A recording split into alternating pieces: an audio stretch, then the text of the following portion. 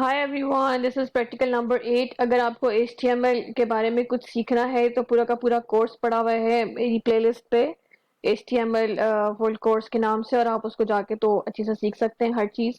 Practical number 8 में हमने करना है नेस्टेड लिस्ट और डेफिनेशन लिस्ट। नेस्टेड लिस्ट भी हमने सीखी हुई है, कैसे करते हैं एक लिस्ट के अंदर एक और लिस्ट। ठीक है, इसके लिए पहले हम हेडिंग दे लेते हैं। अब मैं हेडिंग का जो है वो यूज़ कर रही हूँ H2, सेकेंड वाली हेडिंग जो होती है। सबसे पहले हम करेंगे नेस्टेड लिस्ट, ठीक है, और उसके बाद हम करेंगे डेफिनेशन लिस्ट। अच्छा जी, इसको हम कर रहे हैं ऑफ, और उसके बाद चलते हैं यहाँ पे। नेस्टेड का मतलब होता है कि आपने कोई सी भी एक लिस्ट ले लें और उसके अंदर उस तरह की या डिफरेंट टाइप की एक और लिस्ट रख लें। मैं अनऑर्डर्ड लिस्ट से स्टार्ट कर रही हूँ, ठीक है, अनऑर्डर्ड जो बुलेटेड लिस्ट होती है उससे स्टार्ट कर रही हूँ।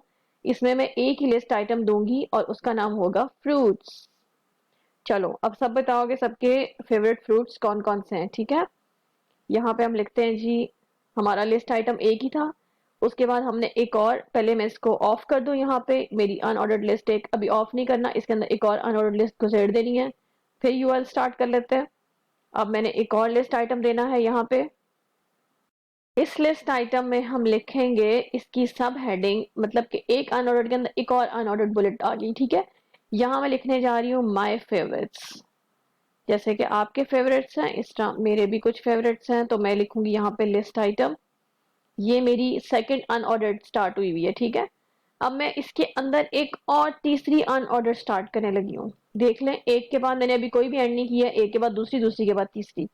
अब जो ये थर्ड वन है ना, इसमें मैं लिखूंगी अपने फेवरेट फ्रूट्स। सबसे पहले तो सबका ही फेवरेट मैंगो, और उसके बाद एप्पल भी खा लेना चाहिए, अच्छा होता है सेहत के लिए, वैसे मुझे इतना पसंद नहीं है। अच्छा जी, और थर्ड लिखते हैं हम ऑरेंज। सर्दियाँ आने वाली है ना बहुत जल्द इंशाल्लाह, तो इसमें हम खाएंगे ऑरेंजेस। अच्छा जी, अब हम करने लगे हैं अपनी पहली लिस्ट ऑफ। ये कौन सी लिस्ट ऑफ हो रही है? जिसके अंदर हमने लिखा था मैंगो एप्पल ऑरेंज, ठीक है, सबसे अंदर वाली। उसके बाद हम ऑफ करेंगे जो उससे पहले ओपन की थी, वो हमारी माय फेवरेट्स वाली। उसके बाद हम ऑफ करेंगे मेन वाली जिसके ऊपर लिखा था फ्रूट्स। ठीक है, ये लें जी। अब हम जाके इसके आउटपुट पहले चेक कर लेते हैं, उसके बाद हम चलेंगे आगे। लें जी, हम इसकी आउटपुट पे चलते हैं। प्रैक्टिकल नंबर, इसको सेव नहीं करा, इसको सेव करा लेते हैं। Save as practical 8 on the desktop, practical 8 dot HTML, और हम इसकी आउटपुट ले लेते हैं अपने डेस्कटॉप पे जाकर। ये प्रैक्टिकल 8 पड़ा हुआ है। लें जी, अनेस्टेड लिस्ट।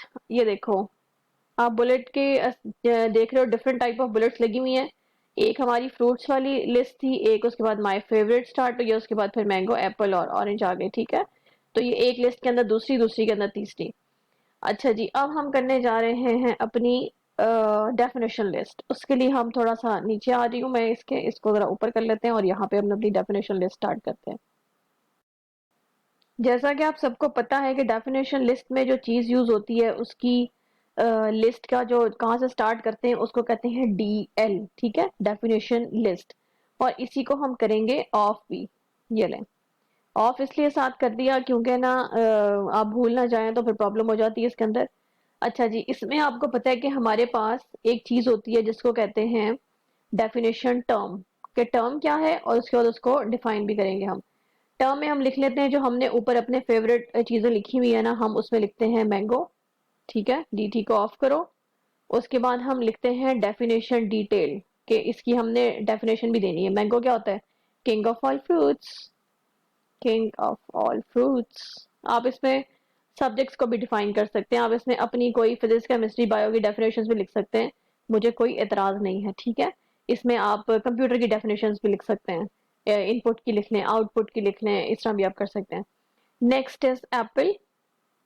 चलें, एप्पल को कैसे डिफाइन करेंगे? an apple a day keeps doctor away।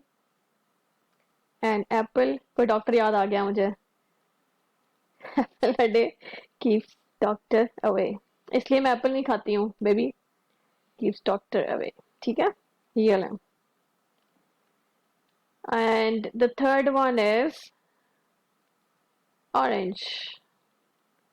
one of my niece calls orange को कहती है orange।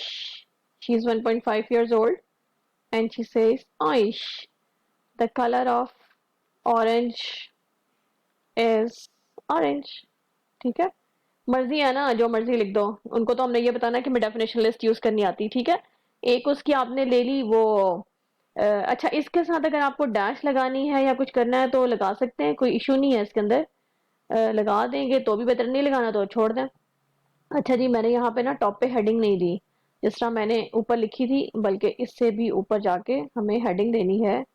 यहाँ पे H2 करके हेडिंग दे लेते हैं सबसे पहले, डेफिनेशन लिस्ट, ये रहे, ताकि आपकी आउटपुट में अच्छा सा नजर आए कि डेफिनेशन लिस्ट। और हमारे पास वो जो ऊपर थी वो कौन सी थी, नेस्टेड लिस्ट। चलें जी, इसकी हम आउटपुट चेक कर लेते हैं, control S। Now go to practical number 8 और इसको करते हैं हम रिफ्रेश। तो आप ये देखिए, जरा साइज छोटा करूं इसका। नेस्टेड लिस्ट नजर आ रही है आपको, दिखा दी थी पहले। अब डेफिनेशन लिस्ट देख लो, एक वर्ड लिखा हुआ मैंगो, नीचे उसकी डेफिनेशन, फिर एप्पल, फिर डेफिनेशन, फिर ऑरेंज और फिर उसकी डेफिनेशन, ठीक है। एंड पे फुल स्टॉप नहीं लगाया, फुल स्टॉप लगा देते तो वो तो जरा ज्यादा कुछ अच्छा लग जाता है कि लगता है पूरा सेंटेंस है जो आपने कंप्लीट कर दिया वहां पे। ये लें, ठीक है, फुल स्टॉप लगा दें तो बेहतर हो जाएगा। फाइल को सेव करा के हम दोबारा से इसकी आउटपुट चेक कर लेते हैं, रिफ्रेश करो इसे एंड चेक, तो अब वो अच्छा सा इमेज दे रहा है, ठीक है।